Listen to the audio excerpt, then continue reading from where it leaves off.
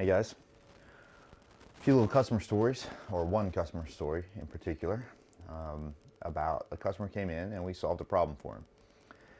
Now, this customer had a 300 Win Mag. He's got several rifle platforms and 7mm, right? Can't remember if it's 7mm Odd 8 or if it's a 7mm like a 7WSM or a Win Mag. Doesn't really matter. It's just a different platform, different rifle. So this customer had a 300 Win Mag, and he had a very, very, very popular, probably one of the most popular 300 Win Mag cans out on the market. He goes and he shoots, and of course, sorry, let's use the right letters here. He goes and of course shoots and re-sights in that rifle platform using that suppressor. And this guy's a shooter. He shoots long range, kills deer at 700, 800 yards all the time, every single year, even 1,000. This guy's a shooter. He knows what he's doing, and he sights in his rifle here, his 300 Win Mag, gets it all done. Taken care of, not a problem, everyday use. Now, he takes that same suppressor and he puts it on a 7. The 7, then, he has a point of impact shift, right? We're going to call this number 1 as well, the first time he's shooting it. He takes that 7 and he moves it to bullseye again and sights it in. Okay, shoots it, not a problem, no issue. Now, what we would like to be able to do is take that suppressor, put it back on the 300 Win Mag, shoot, and you're good. Shoots the same place. Put it back on the 7mm, trade back and forth between rifles. You shoot, and it shoots the same place. They're both sighted in, right? If we're gonna go on a hunt and we're gonna go, if your 300 Win Mag goes down, rifles go down all the time. You know, it could be an extractor, it could be anything, right? You could have a hot load and jam stuff up, get gunk and stuff in the firing pin. If a primer blows on you, the gun's down. So you want to be able to take that and put it on your 7 and continue on the hunt that you're on. How much money did you spend on this hunt? Is this a hunt that you had to travel to? A once in a lifetime hunt, right? So the problem is that when you put it from the 7 back to the 300 Win Mag, he then had another point of impact shift. This is 2. And he had to re-sight it back in. So then he's coming back here for A2 again. He's having to put all this effort in.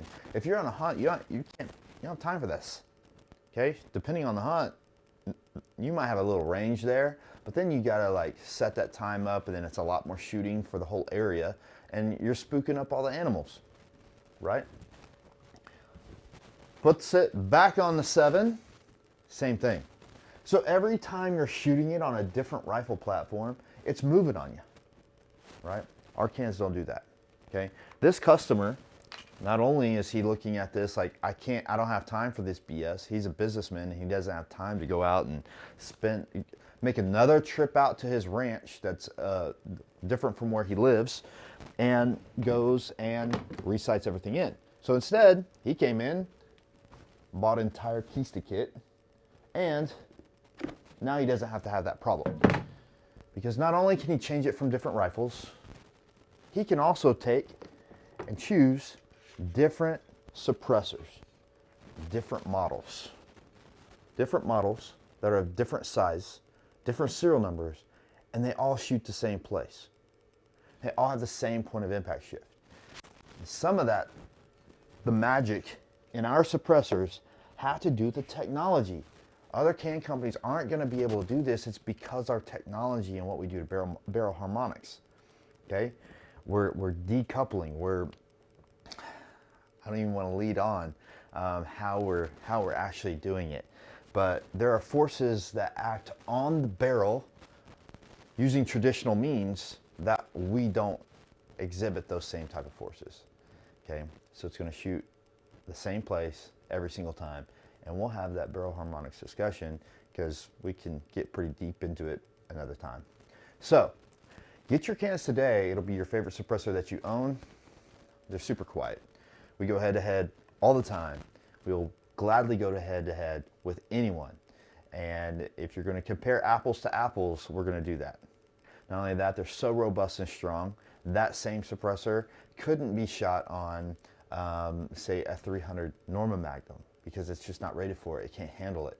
Our suppressors are rated for 50 BMG pressure, all of them. So that same suppressor, you could take a 50 BMG, neck it down to the right caliber, and it would be okay, right? But a 375 Chi-Tech neck down to 30 cal, let's do it, right? Anything, any Norma Magnums, anything you want to do. Now you can also go super short on barrels, and we're gonna have another conversation about barrel pressures and what our cans are rated for. Because of that, we're extreme long range shooters. We don't know what kind of crazy wildcats we're going to be getting into. We would like to take a 20 millimeter Vulcan case and neck it down if we could get the powder to burn slow enough to do that, right? So pushing bigger projectiles faster, farther, with better aerodynamics is what we're about. And we want our cans to be able to handle the future, right? This is a long wait process. Our cans are lifetime warranted, so it's designed for what you're going to get into in the future, okay? We took the limits as far as small firearms could possibly ever get to from a SAMI pressure standpoint and a safety standpoint, and we designed to extreme levels there. So if we go head to head with anyone, we're going to take, if you want to take any pistol can on the market and compare it to our Saxon 9 pistol can on the market, well, it's 357, right? 9 millimeter is 357, converted from millimeters to inches. And so we're going to take every 357 platform that's out there and smaller, right? So that includes 338. Our 9 millimeter pistol cans are designed for 50 BMG pressures, so you want to put it on a 338 Lapua Magnum, it's not a problem. You want to put it on a 338 Norma Magnum or a 338 Chi-Tech, something like that, it's not a problem. We've already taken care of you.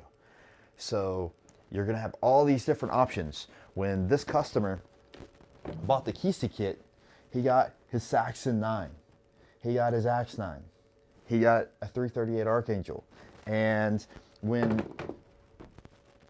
he's got about 80% of the suppressors that he purchased can actually flip back and forth between all of his different rifles. So if you're talking about, loosening a bolt, he's got a box end wrench, he's got a crescent wrench, he's got a pipe wrench, he's got everything that he needs, right, to decide which suppressor he wants to use for that application. When he takes his 300 Win Mag, he can lend one of his suppressors to someone else that wants lower recoil like the Archangel, and he can choose to shoot with a Saxon 9 or a Nemesis 30 or an Arc Neo. He's got all these choices. He'll probably choose the Arc Neo if he's sitting down shooting with friends because it'll be quieter and the least amount of recoil for him. Okay, but he already knew going into it, the Nemesis 30 is what I'm going to grab when I go hunting, because I don't want it hanging up in the tree limbs. I want to get it in and out of the vehicle or the side by side or whatever Razor or Can-Am or whatever he's going out hitting the trails with, whatever. Four-wheeler, doesn't matter. It's more maneuverable because it's shorter, and he knows that he's going to be reaping those benefits with that can, but that there's no resighting in. They just work. Okay, so get yours today. It'll be the favorite suppressor that you own. I guarantee it.